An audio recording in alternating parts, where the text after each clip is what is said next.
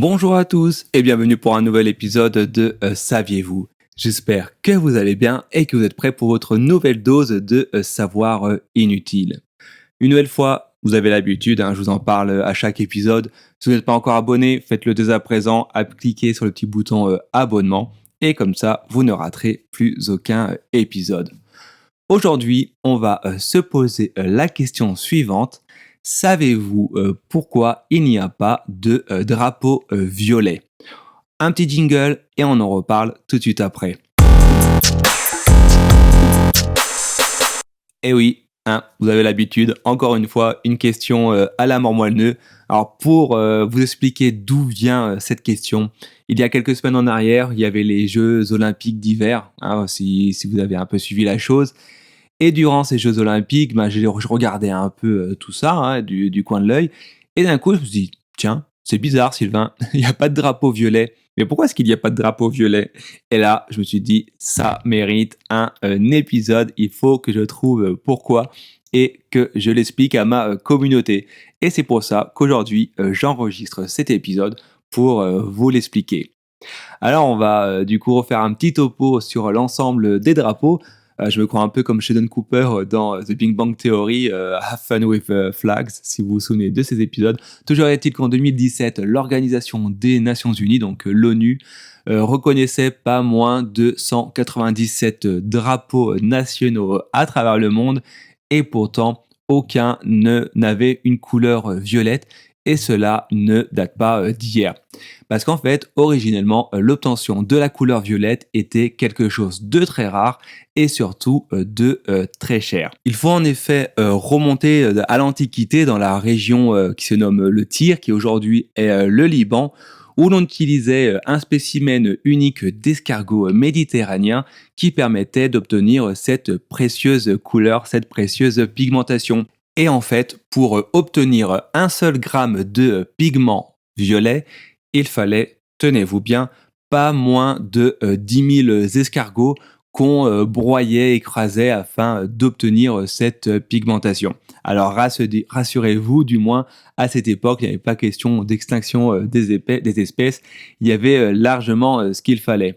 Toujours est-il que, de par cette rareté, qu'il fallait tuer 10 000 escargots pour obtenir 1 gramme de pigment violette, et forcément, vous pouvez vous imaginer que le produit final était uniquement réservé à la haute société et qu'il était littéralement inconcevable de réaliser des drapeaux violets. À tel point que, d'après la légende, même Jules César tomba amoureux de cette couleur lors d'une visite en Égypte et qu'à son retour à Rome, il décréta qu'il serait le seul autorisé à porter une toge pourpre. Et un peu plus tard, ce fut l'empereur romain Néron, puis le roi d'Angleterre Henri VIII, qui rendirent illégal le port de cette couleur par une autre personne qu'eux-mêmes. Évidemment, aujourd'hui, cette coloration est devenue courante, mais alors, pourquoi n'y a-t-il toujours pas de drapeau violet? Alors, de par son historique, la pigmentation violette était plutôt vue, on va dire, comme un signe extérieur de richesse. Et malgré la découverte accidentelle en 1856 par William Henry Penking de la façon de créer le violet en laboratoire, aucun pays n'a revu son drapeau national pour y intégrer cette couleur.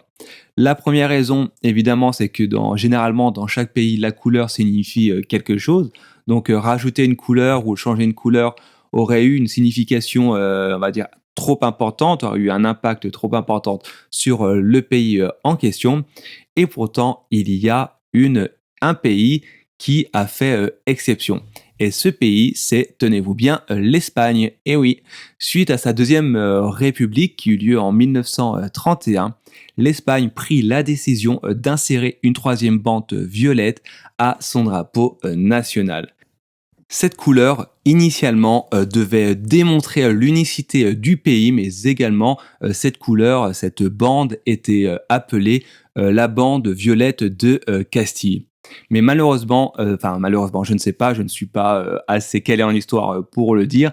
Ce nouvel emblème, nouveau drapeau espagnol ne durera pas très longtemps parce que suite à l'arrivée de Franco au pouvoir en 1945, Franco réinstaura les couleurs d'origine.